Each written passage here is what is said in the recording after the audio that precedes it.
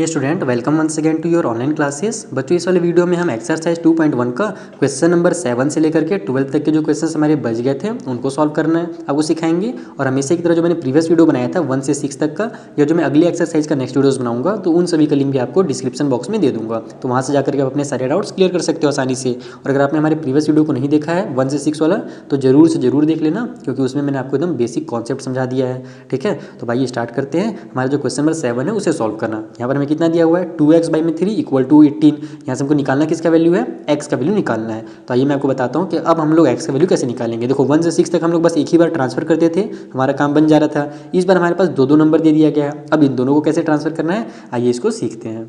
तो ये हमारा क्वेश्चन है। सबसे पहले हमने क्या सीखा था कि हम कुछ भी जो भी नंबर रहता है हमारे x के साइड में, हमको x वैल्यू यहाँ से निकालना है, तो x के साथ जो भी है उसको उधर ट्रांसफर कर दो, ये हमने सीखा था। तो यहाँ पर हमारे पास x के साथ दो नंबर है, तो 2 है जो कि मल्टीप्लाई में है और एक 3 है जो कि क्या है, डिवाइड में है। तो हम क्या करेंगे, एक एक करके दोनों को ट्रांसफर करते जाएंगे। तो सबसे पहले हम 3 को ट्रांसफर करते हैं। तो यहाँ पर 3 हमारे पास डिवाइड में है, तो राइट हैंड साइड में जाएगा तो क्या में हो जाएगा, मल्टीप्लाई में हो जाएगा। तो यहाँ पर हमारा क्या बन जाएगा, ये 2x इक्वल टू 18 पहले से राइट हैंड साइड में, ये जो 3 इधर जाकर के मल्टीप्लाई 3 हो जाएगा, बस इतना सा। और यहाँ पर आपको लिख भी लेना है कि हमने क्या किया, ट्रांसफर किया है 3 को। तो ट्रांसपोजिंग इस तरीके से, transposing 3 to right hand side, RHS में हमने क्या किया, इसको ट्रांसफर कर दिया 3 को। अब क्या करो, या तो आप इसका मल्टीप्लाई भी कर सकते हो, या फिर अगर काम को और आसान करना चाहो तो केवल इस 2 को इधर ट्रांसफर करो और उसके बाद इसको सॉल्व करो। तो यहाँ पर हम लोग अब क्या करेंगे, x का वैल्यू निकालना है तो 2 को भी इधर ट्रांसफर कर देंगे।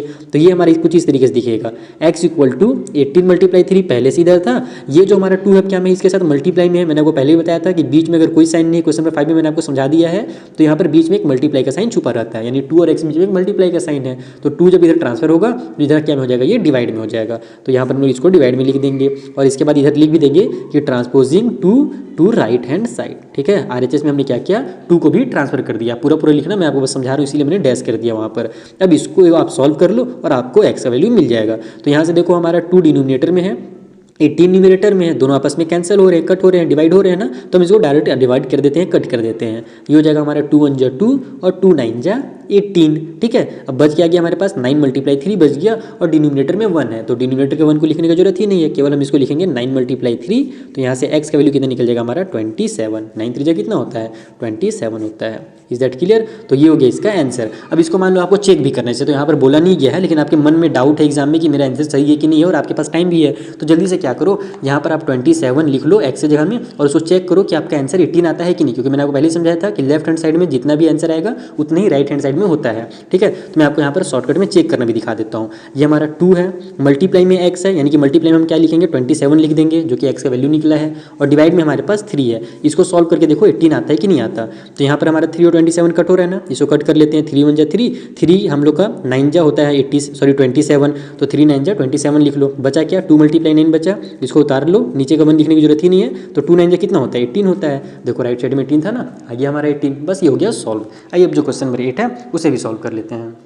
तो हमारा क्वेश्चन नंबर 8 में क्या दिया गया है, यहाँ पर 1.6 इक्वल टू y बाई में 1.5, ये हमारा क्वेश्चन है। हमको निकालना क्या है, यहाँ से y का वैल्यू निकालना है। हम क्या करेंगे, 1.5 को इधर ट्रांसफर कर देंगे। ठीक है, तो ये हमारे पास क्या में अभी डिवाइड में, इधर आकर के ये मल्टीप्लाई में हो जाएगा। तो ये बन जाएगा हमारा 1.6 मल्टीप्लाई में 1.5 इक्वल टू y, यही हो जाएगा। और यहाँ पर आपको लिख भी देना है कि हमने 1.5 को जो है ट्रांसफर किया लेफ्ट हैंड साइड में, तो यहाँ पर लिख लो आप transposing 1.5 to left hand side, shortcut में LHS। ठीक है, तो ये हमने ट्रांसफर कर लिया। अब सिंपल आप इसका मल्टीप्लाई करो और आपको y का वैल्यू मिल जाएगा। तो इसको मल्टीप्लाई करने का भी शॉर्टकट ट्रिक आपको मैं बता देता हूँ। अब यहाँ पर डेसिमल है तो डेसिमल वाले में कंफ्यूज मत हो, सिंपल आप 16 मल्टीप्लाई 15 कर दो। ठीक है, 16 मल्टीप्लाई 15 को भी और शॉर्टकट में करना है, तो क्या कर लो कि 16 10 जा हमारा कितना होता है, 160 होता है, और 5 जा कितना होता है, तो 80 होता है। तो बस हम लोग क्या करेंगे, दोनों को ऐड कर देंगे, हो जाएगा 0, ये हो जाएगा 24 का 4, सॉरी 24 बोल रहा हूँ, 14 का 4 कैरी हो गया 1, तो 1 और 1 2 हो जाएगा, यानी इन दोनों का जब मल्टीप्लाई होगा ना तो 240 आ जाएगा। ये सब शॉर्टकट की ट्रिक्स और कुछ बेसिक कॉन्सेप्ट भी हैं जो आपको मैं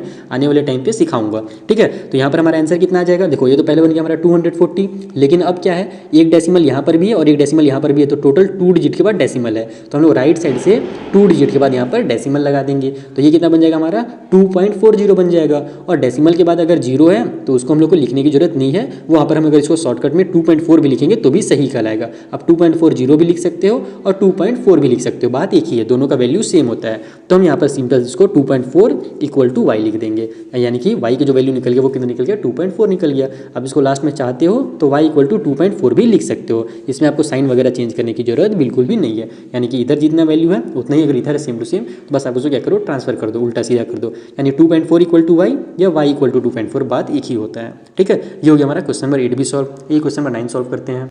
तो क्वेश्चन नंबर 9 में क्या दिया गया है 7x माइनस में 9 इक्वल टू 16, ये हमारा क्वेश्चन है। सबसे पहले हम क्या करेंगे, यही जो माइनस वाला है उसको हम ट्रांसफर कर लेते हैं, तो ये हो जाएगा हमारा 7x इक्वल टू 16, ये जो -9 है इधर आकर के हमारा +9 बन जाएगा। तो यहाँ से हमारा कितना निकल गया 7x इक्वल टू 16 और 10 हमारा 26 होता है, तो हम 9 प्लस कर रहे हैं यानी कि 25 आ जाएगा। अब यहाँ पर आपको लिखते भी चलना है ना, मैं लिख नहीं रहा हूँ बार बार, लेकिन आप जरूर लिखना जब आप फेयर कॉपी में एग्जाम में सॉल्व करोगे तब। अब यहाँ से हमको x वैल्यू निकालना है, तो 7 को भी इधर ट्रांसफर कर लो, तो 7 भी मल्टीप्लाई में इधर आकर के ये डिवाइड में हो जाएगा। अब देखो ये कट हो रहा है क्या, बिल्कुल नहीं, क्योंकि 7 के टेबल में हमारा 25 आता ही नहीं है, तो बस यही क्या होगा इसका फाइनल आंसर हो जाएगा। इसके आगे आपको सॉल्व करने की कोई जरूरत नहीं है, समझ में आया ना। अगर ये कट होता है यहाँ पर मान लो 28 आ जाता, तब हम लोग इसको 7 4 28 कट करते, लेकिन तो 25 है जो कि 7 के टेबल में आता ही नहीं है, तो बस यही इसका फाइनल आंसर हो जाएगा। और बहुत ज़्यादा यानी कि ये सिंपल क्वेश्चन था। ये जो क्वेश्चन नंबर 10 है उसे सॉल्व किया जाए।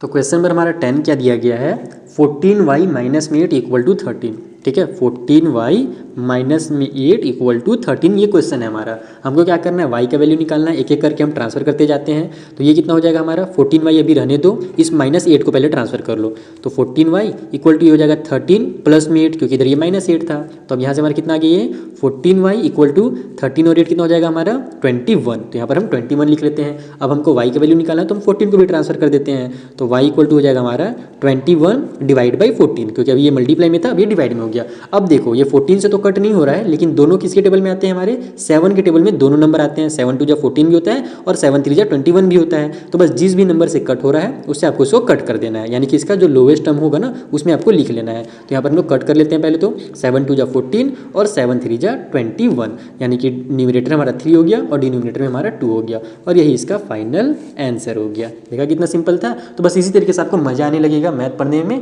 कंटिन्यू जुड़े रहिए और कंटिन्यू जो प्रीवियस वीडियोस रहेंगे ना, स्टार्टिंग के खास करके वीडियो जहाँ पर मैं कॉन्सेप्ट समझाता हूँ वो आप जरूर देखा करो। ठीक है, चलिए जो क्वेश्चन नंबर 11 है उसे आप सॉल्व करते हैं।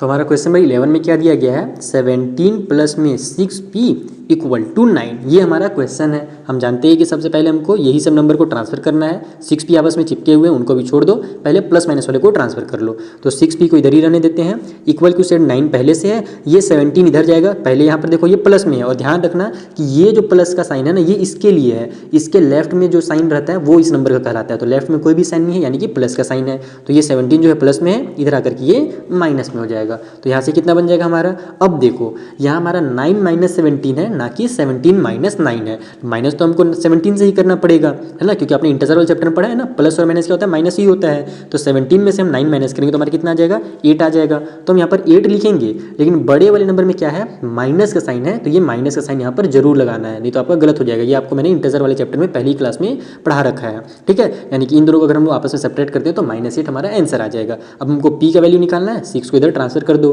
तो p इक्वल टू हो जाएगा -8, और ये 6 इधर मल्टीप्लाई में इधर आकर के डिवाइड में हो जाएगा। अब ये 6 से तो नहीं कट हो रहा है, लेकिन दोनों 2 के टेबल में आते हैं ना, तो दोनों को आप 2 से कट कर लो। तो ये हमारा कितना हो जाएगा 2 3 जा 6 और 2 4 जा 8, यानी कि ऊपर में हमारे पास -4 हो जाएगा और नीचे में हमारे पास ये 3 हो जाएगा। माइनस का साइन उतरते जाएगा, ये नहीं कि यहाँ पर कट हुआ तो छोड़ दिए तो गलत हो जाएगा वो। तो ये हो जाएगा हमारा -4/3। माइनस का साइन आप यहाँ पर देखो न्यूमरेटर में भी लिख सकते हो और चाहो तो बीच में भी लिख सकते हो, वो दोनों ही हमारी स्टैंडर्ड फॉर्म में कहलाते हैं। तो जैसे भी आप लिखना चाहो लिख लो, बाकी ये आपका फाइनल आंसर रहेगा। ठीक है, चलिए जो लास्ट क्वेश्चन है हमारा क्वेश्चन नंबर 12, उसको भी हम ईजी तरीके से सॉल्व कर लेते हैं। ठीक है, तो क्वेश्चन नंबर हमारा 12 में क्या दिया हुआ है x बाई में 3 प्लस में 1 और फिर इक्वल के उस साइड में 7 बाई में 15 है। तो अब इसको सिंपल तरीके से सॉल्व करने का सबसे आसान मेथड क्या है हमारे पास, तो हम क्या कर सकते हैं, इस +1 को इधर हम ट्रांसफर कर देते हैं। पहला काम यही हो जाएगा हमारा, तो ये हो जाएगा x बाई में 3 इक्वल टू 7 बाई 15, और ये जो +1 है ये इधर आकर के हमारा -1 बन जाएगा। अब जब कभी भी इस तरीके से आपके पास इक्वेशन आ जाए ना, तो इसमें आपको एलसीएम वगैरह लेने की जरूरत नहीं है। वैसे सिंपल मेथड तो वही है, आपका बेसिक चीज़ तो यही है कि इसके नीचे 1 छुपा है, तो 15 और 1 का एलसीएम 15 होगा, है ना। उसके बाद फिर 15 को 15 से डिवाइड देंगे, ऊपर आ जाएगा 7, 15 को 1 से डिवाइड देंगे तो 15 आ जाएगा। वो लंबा चौड़ा मेथड है, उससे भी मैं आपको छोटा मेथड बता देता हूँ, एक ट्रिक बता देता हूँ। ये हो जाएगा x/3 इक्वल के उस साइड में सिंपल आप क्या करो, इसका इससे मल्टीप्लाई करो और माइनस का साइन है तो माइनस कर दो इसको, यानी कि ये हो जाएगा हमारा 7 माइनस का साइन लगा लो, 15 1 हो जाएगा हमारा 15 और डिवाइड में ये जो 15 रहेगा उसको आपको उतार लेना है। समझ में आया ना, यानी इसका इससे हमने मल्टीप्लाई किया है और जो भी साइन है उसको लगा करके उतार देना है। यहाँ पर अगर प्लस रहता तो मैं यहाँ पर प्लस का साइन लगा देता, माइनस है तो मैंने माइनस का साइन लगा लिया है। तो यहाँ से हमारा कितना बन जाएगा x/3 इक्वल टू, अब फिर से वही हो रहा है हमारा बड़े नंबर पे माइनस का साइन है तो 15 में से हमारा 7 माइनस होगा कितना आ जाएगा, 8 आ जाएगा, लेकिन वो -8 आएगा, ये ध्यान रखना क्योंकि बड़े में माइनस का साइन था। तो हो जाएगा हमारा -8/15। अब हमको क्या करना है, यहाँ से 3 को भी इधर ट्रांसफर कर देना है। तो 3 यहाँ पर क्या में है, डिवाइड में है, इधर आकर के हमारा मल्टीप्लाई में हो जाएगा। तो यहाँ से हमारा ये बन जाएगा x इक्वल टू -8/15 जो कि पहले से था, ये 3 इधर डिवाइड में था, इधर आकर के मल्टीप्लाई 3 हो गया। अब देखो यहाँ पर ये मल्टीप्लाई जो 3 हुआ है इसके नीचे में एक 1 छुपा हुआ है, तो जब कभी भी आपस में कोई भी फ्रैक्शन मल्टीप्लाई होता है तो न्यूमरेटर और डिनोमिनेटर आपस में कट हो जाते हैं। ये आपको मैंने फ्रैक्शन वाले चैप्टर में पढ़ाया है, ठीक है। तो ये देखो हमारा 3 से ये 15 कट हो रहा है, कट कर लो यहाँ पर, 3 1 जा 3 और 3 5 जा 15। तो आ कितना गया हमारा आंसर, -8/5 इसका फाइनल आंसर आ गया। तो इस तरीके से आपको बेसिक चीज़ों को पढ़ते जाना है, तभी ये आसानी से आपका सॉल्व होना शुरू हो जाएगा, ठीक है। अगर आपको बेसिक नहीं पता रहेगा कि किस तरीके से हम कट करते हैं, ठीक है, किस तरीके से माइनस और प्लस को आपस में माइनस करते हैं, बड़े वाले नंबर का माइनस का साइन लगाते हैं, तो इस फिर आपको थोड़ा दिक्कत होगा। तो आपने अगर हमारे क्लास 6 7 की वीडियोज़ नहीं देखे हैं तो ये तो मैं नहीं बोलूँगा कि आप 6 7 का वीडियो देखो, लेकिन अब आप थोड़ा सा मन लगाकर पढ़ना शुरू कर दो अगर आपको ये सब चीज़ें नहीं पता है तब। बाकी पता है तो बहुत अच्छी बात है, अब आपको ये बहुत ज़्यादा मजा आने लगा होगा बनाने में। तो आपके सामने 2 विंडो ओपन हो गए होंगे, लेफ्ट में क्लिक कीजिएगा तो नेक्स्ट वीडियो में पहुँच जाइएगा, राइट में क्लिक कीजिएगा तो इस चैप्टर का आपको सारे वीडियोज़ मिल जाएंगे। Thank you for watching.